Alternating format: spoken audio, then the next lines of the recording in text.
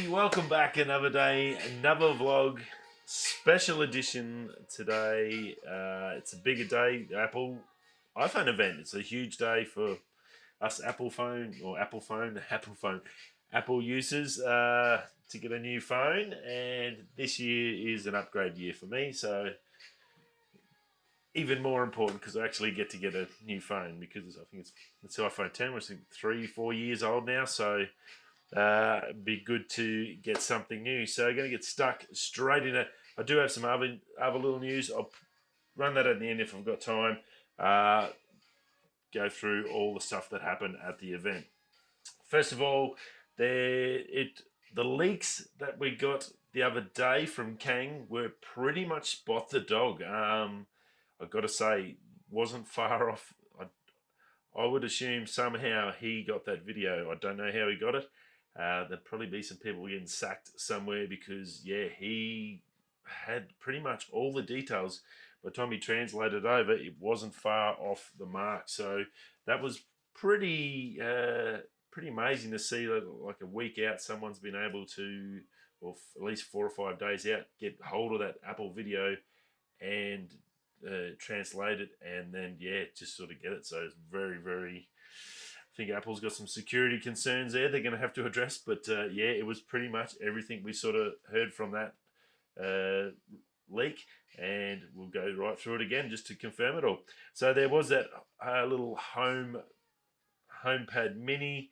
It's got all sorts of different things. If you're into home automation and stuff like that, it'll work with your phones. There was a couple of good things from it. In fact, it's $99 American, so it's going to be about 150 Australian. That's good. It'll play your music. It'll sync up with all the iPhones in the house. It will also identify different users' voices. So you must be able to somehow set up. So if you've got a family, there's 3 or 4 of you in the house, you can set up to your voice. So in the morning when you come in and say, "Hey Siri, how are you?" It knows you and it can address your daily reminders and calendar events and stuff like that. So I thought that was actually pretty cool with it. That might actually be sort of useful. Generally, it's with a 3-year-old in the house, there's not a lot of music getting played because he's sleeping. We're trying to get him to sleep most of the time. So music-wise, I'm generally headphones and stuff anyway. The other good thing about that with the headphones in regards when I'm working, if you want to leave a message and you're in a decent sized house with an upper level and bottom level and the kids in the room and you've got dinner on, you can basically say, "Hey Siri, tell everyone dinner's ready," even if they've got headphones on. Sorry, I didn't quite catch that. Could you please repeat it? And she'll be able to tell them, and it'll go straight through into their headphones and send them a message. So there's no longer you have to scream out and yell, "Dinner's ready." So I thought actually that was quite handy aspect of it, that it syncs into the whole Apple system. So if you are into home automation and stuff like that, very cool. It's a smaller unit than the actual other one that they released earlier in the year.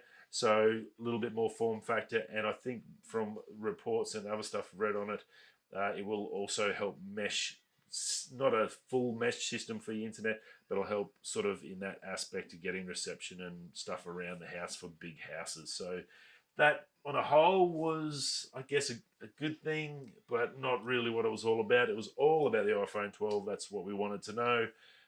There's some good things that come out of it, and a lot of that revolves around the release dates. The bad things about the prices, as always. And let's get stuck into it. I'm going to go straight to the good stuff. There goes my pen. Rightio, so we know about the iPhone 12. It's definitely mini. You've got the mini, you've got the 12, you've got the Pro, you've got the Pro Max. That's the 4 we knew we were going to get. In the mini and the 12, you've got the 5 colors. You've got red, white, blue, black, and they call it a green. It's very soft sort of green, but that's all in there. Pretty much everything hardware-wise, there's only really one big difference with the Max, and that was a different sensor in the camera, and obviously the Pros have the 3 cameras. Everything else, chip-wise, we've got that A14 Bionic. That's all in there. So hardware-wise, pretty much all across the board, all very much the same. So that was good. Brightness is up. The 1200 nits of brightness. They've got this new HDR Super Retina screen, which is supposed to be pretty darn good. Now, part of that as well is a glass. They've put a ceramic built into the glass. It's not a coating, it's built into the glass, a ceramic crystals that basically give it hardness. They're saying up to 4 times better for drop protection and stuff like that. I think you're still going to need a case, but this should, I guess, allow you to get a little bit better life, more chance of making it to your next upgrade. So that's always a good thing. Now, other thing across the board, all 5G. That's pretty much that. It's all millimeter waves. We heard the rumor. It's definitely confirmed now. That's 100%. Verizon also come out, if you are in the States, Verizon come out and announced today that they expanded their 5G network millimeter wave to a national grid. They're pumping a ton of money into getting into major facilities, shopping centres, movies, sporting facilities, all those sort of things. That's pretty much their first attack, because then it gives you, that's where it's going to be needed the most. You imagine 50,000 people all trying to get on the internet. You go to a concert, it's a nightmare when you get a phone. So that 5G is going to make a massive difference in those areas. So that's where they're attacking first. They've redesigned the body to suit. They've got the outside aerials. They've got more 5G aerials on the phone, and it's a lot better set up. So that's become all really good. So that'll be very cool. I think the 5G will make a big difference. In Australia, I don't know how that's going to go, but the beauty of it is it has a smart data mode. So if you're not using 5G, if you can't get the capability, or you're not doing lots of downloads or data stuff, it'll just switch back to 4G to save your battery, which we heard about, and that was all confirmed. And that's probably a good thing for people outside those, I guess, for first world countries that have real internet, not like Australia. So it'll be good there. Verizon are saying in the areas where they've tested it, obviously you've got to have 5G signal. They're getting anywhere up to 3.5 to 4 gigs a second. Gigs. That's insane. That's bye-bye NBN. If they could get this right, you wouldn't need NBN, and that would just be a total waste of money. So that's insane. It's really good for me because obviously I work in a mine site. If they can put a 5G setup out in the camp, which fingers crossed, that would be really cool if they did that soon. That would enable the ability of me being able to get 5G on the new phone, and I can run all my work that I do after hours in my second business through 5G, which would be just insane. So that would be cool. So that's a really good thing. I actually think 5G is going to be good. You add on that to what Starlink's happening with Elon Musk and the Amazon version, we're looking for a bright future in regards to access to decent sort of speeds for data that enable us to actually do stuff. So that's cool. Now, they're saying it's got a capability of up to 4 gigabytes download and 200 megs upload. So that's, again, for us, like myself, creators, if you're doing a lot of uploads, which I do the daily show, the Another Day, Another Vlog, Monday to Fridays. If you haven't subscribed, smash that subscribe now while you're here and listening.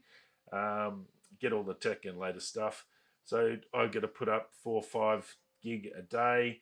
And I think on my phone, I punch it out to, well, go over 120 gigs a month just on my phone. So it's pretty easy to get that, but having 200 megabytes a second upload, I think now it runs at about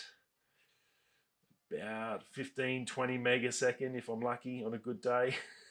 So yeah, it makes a big difference. When I'm home, it's super easy. I get like 50 to 80 meg a second, but having 200 megs on your phone would blow my home internet out of the water, and I'd probably just get rid of the NBN completely. I think it wouldn't be worth it. I just run it all out of the phone. So fingers crossed that all comes to fruition with that 5G rollout. Telstra are one of their partners, so Telstra's Telstra's got all the major infrastructure here in Australia for the telecoms, so I'm hopeful they get their act together and they dump a heap of money this year to create some jobs as well after the pandemic. It'd be a good way to actually get some people out there working, is to dump some money into 5G and really explode this thing out. So fingers crossed. Now it's the A14 Bionic chip. That chip is crazy powerful. It's the first 5 nanometer chip out there. It's insane. 6 cores. They're saying that's the CPU's 50% faster than the iPhone 11. So that's really, really good. That's insane. 4-core GPU, 50% faster graphics than the iPhone 11 Pro. Again, and this is in your base models as well. All this is in your all 4 models. So you're really getting some decent specs here for a phone. You definitely can't go wrong. The neural engine in it's 16 core, and that's 80% faster. They've really just pumped the juice up on this thing. That A14 is a massive boost, and allows them to do so much more stuff. And the only one that benefits is basically us. It's going to be quicker and process stuff so much quicker. And we'll talk a little bit more about that in the other aspects. Now that works out roughly as 11 trillion operations per second. That's insanity, isn't it? It's just crazy that we've come from the Nokias. We talked about the Nokia flip phone last week, $150 phone, and how Nokia used to be the thing. And a ringtone was a big deal. To now we've got phones that do 11 trillion operations a second. That's just mind-boggling. And to think that's where we are. Where are we going to be next year, the year after? It's just crazy. Machine learning, that's 70% faster. That's really important for the photography side as well. So that's just cool. So basically, that A14 Bionic chip is huge, and we're probably going to see from Apple that A14 will then translate into an X model, which will be for the laptops, and that's going to be that ARM series laptop that maybe I'm assuming is going to be next month. We'll get all the other stuff, the other announcements that we've been waiting on, and we didn't know when they were coming. So this A14 chip, huge repercussions and what it's going to do. And I think it's only positive for everyone that is in the Apple ecosystem. You're definitely going to have some great tech come out in the next 12 months. So it's going to be a really good year. Now, photography side, there's a lot of different stuff on the base models, and it basically goes all the way up until the Pro models. There's an extra camera, but on the base cameras stay the same. You've got an ultra-wide 12 megapixel 2.4 5 element. That's equivalent to a 13 mil with 120 degrees. So a really nice, good wide lens. So that's pretty cool. The wide lens is a 12 megapixel 1.6. That's super important. Now, this is that 7 element one that they talked about, and that's equivalent to a 26 millimeter. It's got optical stabilization and 100% of pixel focus. So you talk about 70-80% of your autofocus areas. Well, this can focus to 100% of what you're seeing. So that's, from photography side, really, really good. It's going to be good. The low light photos they did show is just cool, and I'm really excited about this. I'm sort of anticipating of basically getting rid of my GoPro, because I think those action cameras are pretty much going towards obsolete, because now I can use my phone to do the video, and I can shoot on the camera and do my photography stuff, and then I can come in with the iPhone and set that up on the back tripod and do all my filming. This low light thing is the key to that, because I do a lot of early mornings and astro stuff, as you know from the channel. So I think that's going to be huge for me, that low light. So that's really, really cool. Night mode has a time lapse now, so you can do that in night mode. There's more camera stuff. I'll talk a little bit more later in the other section once we get to the pros. The Magsafe did come out. They didn't really talk too much about it. Now, it is a 15-watt charging system. There's magnets inbuilt into the back of the phone, so it's not a requirement to have a case that's got the magnet on it. Basically, you can clip it. They showed off some accessories, obviously. A little leather wallet that you can put your credit cards in. They'll clip straight onto your phone, your battery charger, and stuff like that. Now, there is a duo charger coming out, so one side phone, one side for your watch. And that's pretty much, and that looked like it folded up. They actually didn't talk too much about the actual charging units. And I think what Apple's done here is they've basically said, well, look, we're going to concentrate on, we'll put the magnets in the back of the phone. We'll set up all that system so it's a really simple magnet use, so I can just come along and clip stuff straight to it. That will set up that system. The actual charger, it's a little bit too complicated. They've walked away. Belkin are doing some stuff. They announced they're talking about this, and I think what they've basically said is, well, look, if whatever you want to charge it on, you can buy it. We're going to leave that for the external vendors to create and design and concentrate on. We've got other bigger fish to fry, I guess. Here's your magnets. Let's see what you can do now that you've got the magnets there. That's up to you guys. And I think that's actually probably a good thing. Spending millions of dollars just to create a epoxy charger, and everyone's going to want different styles to suit different places in their home or travel or whatever. I think this wasn't a bad decision. So that's basically all they really announced about that. It wasn't too much. But yeah, look, it's there. It's going to work really well. It's going to work with the cases. So your cases won't be like a tight fit. It'll be a magnet clip in. So that regards, I think you'll see a lot of case manufacturers now be able to go, oh, beautiful. We won't need to have that really firm fit. You know, it's a pain in the ass to get your phone in and out of your case. It's always been a case so they can sort of wedge it in so it stays on. Well, now you not have to. You'll be able to have a flush fit and it'll just pop straight in. So that was actually one really good benefit of the Magsafe. So looking good. That's something to look forward to. Now, size-wise, the iPhone mini is going to be smaller than, if you've got an iPhone 8, it's going to be smaller than that, but the screen is bigger. So you're going to have a 5.4-inch screen. It's going to take up the whole of the phone. With the iPhone 8, you've got those two big bezels at the top, but the actual phone is going to, the mini is smaller than that, but a bigger actual visible screen. So in regards, that's good. It's good to sort of get across. I think I said to you over the day, the iPhone 10, or even for me, with big fat fingers, trying to get across to do stuff, I can barely reach the other side. I wouldn't mind a skinnier form factor, like the Sony.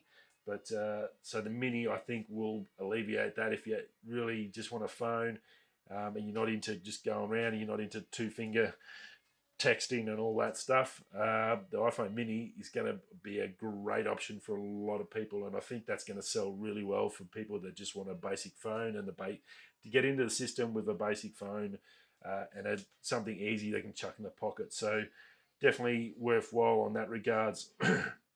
Now, it's got an IP68. They've all got an IP68 rating, so that's 6 meters now underwater for 30 minutes and 4K 60 across the board for video. So very cool.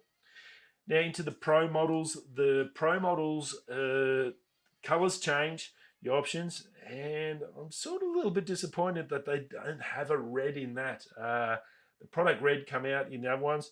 These colors are nice. It's a different body shape and it's different materials, obviously, so they've done about a little bit different. You get a silver, a graphite, a gold, and a blue.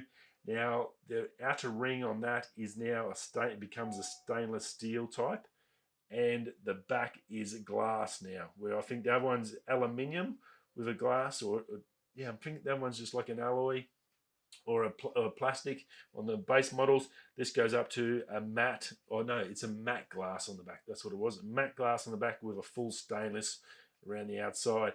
Now the colors do look really good. I just would have liked a red in there. I think that would have been a really good complement to it, to have that red.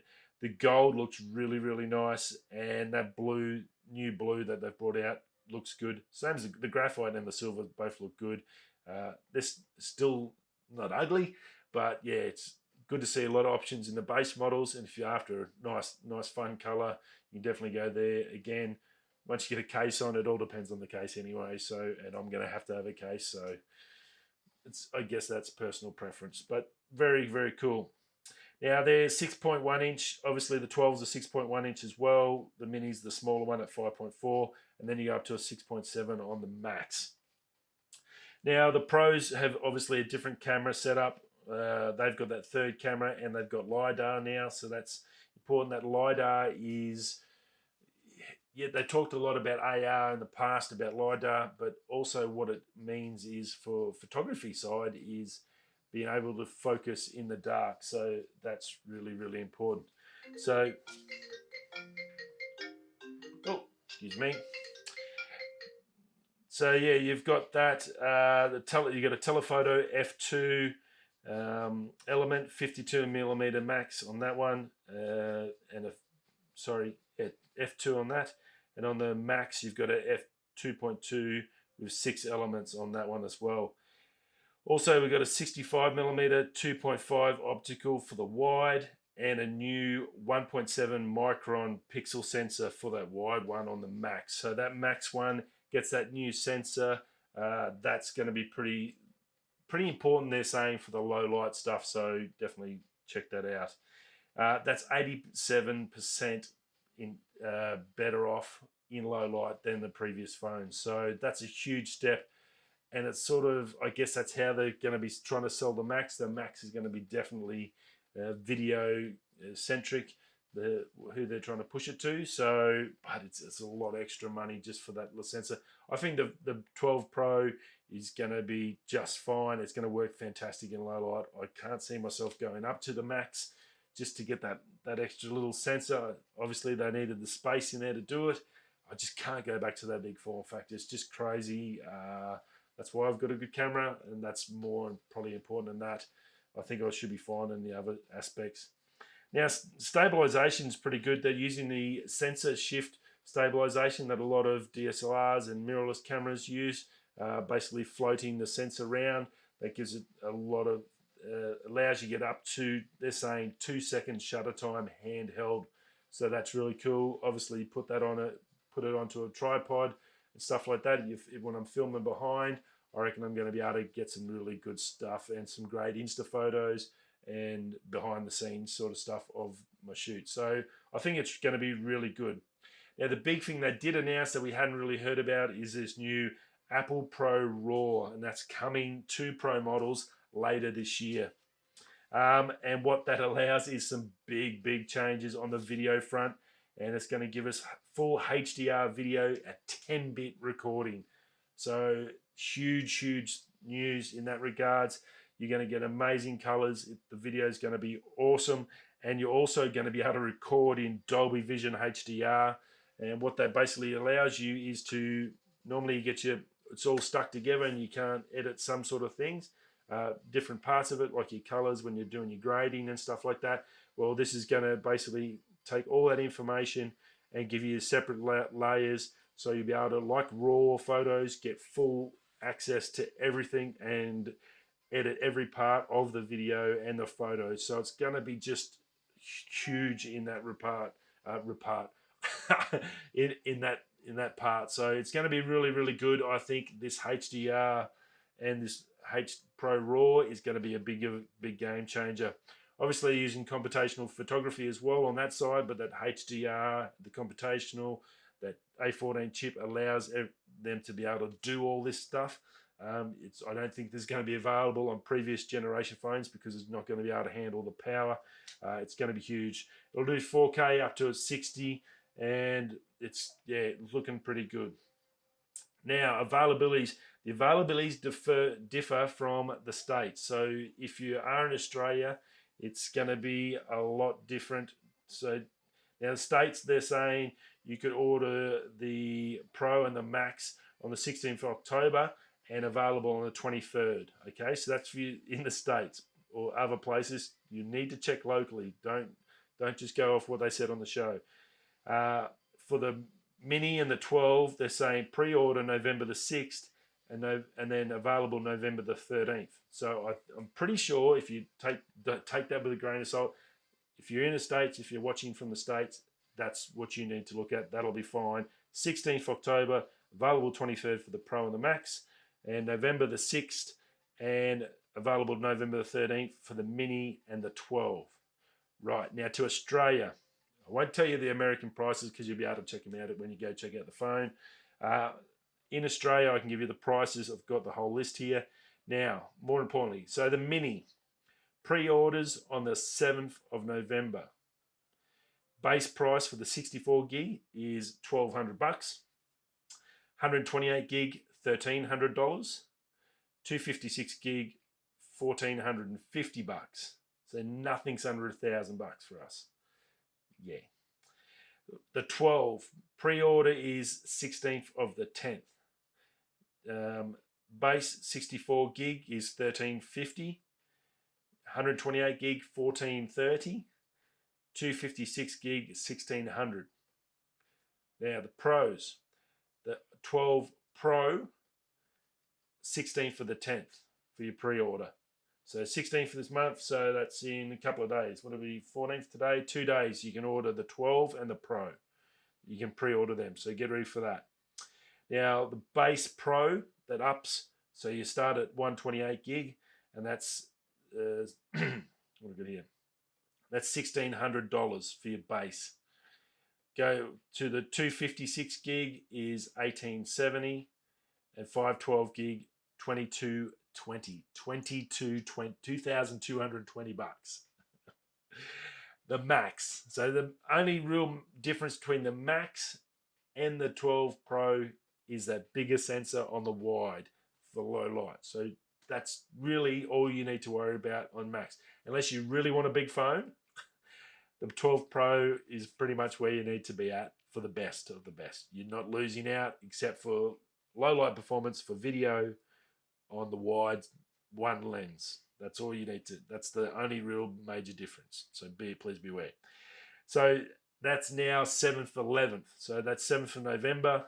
You can pre-order the Max. So the Mini and the Max not available. You can't pre-order them till next month. Please be aware. Different, totally different from the States. Right, now base model 1850 for the 128. 2020, that's funny. I wonder if that's going to come with free COVID. You'll probably get sick. It's probably not going to have much of a fun time. Don't get the 256. It's going to be Zulu. 2020 for the 256, and for the 512, $22,370 Australian. Wow, that's a lot of coin, isn't it? I think that's what I paid for my old MacBook Pro 13-inch when it came out brand new. Was I think it was like $2,400 for a full state-of-the-art laptop, and now that costs you a phone. And it had 500 gig too, because that was the first 500 gig SSD, and now your phone costs that. So that's crazy times. That was only 7 years ago. Wow. So look, you're looking at, if we look at the top of the level, so you're looking at $1,450 for the Mini, $1,600 for the 12, $2,220 for the Pro, and $2,370 for the Max. So realistically, that sensor, the difference is $150 to get that better sensor and a bigger phone for the Max. So if you like big phones, get the Max. Just get the Max. $150 over your 3-4 year life that you're going to use it. That's stuff all. Definitely get it. $150 difference between the Mini and the 12. I guess that's going to be all personal preference and size. If you just want a small form factor phone, I think that Mini's going to sell pretty well. It is pretty expensive. I think if they could have got that down to $1,350, I think it would have sold a hell of a lot better. That's for the top range, but not, or at least $999 on the base model. That needs to be under $1,000. That's just $1,200 for a base model phone. That's pretty insane. Obviously, they're still selling the 11s there, so you can get one under there. But why would you? You'd have to be crazy. That A14 chip is really, really good. It's going to make a massive difference. And I've got no room for anything else, so I'll let you know about that stuff tomorrow. Rightio, that's it. The iPhone event, another year. We're done and dusted. Are you going to go in 2 days, or are you going to wait next month to go that? Well, I'm going to be talking to my Telstra and I think I'm going to go the 12 Pro. That's me. I'll see you all tomorrow. Thanks for stopping by. Hope you enjoyed the event. If you watched it, hope you liked it. Let me know what you liked about it, colors and all that stuff down below. Right, coming that way. I'll see you tomorrow. Peace.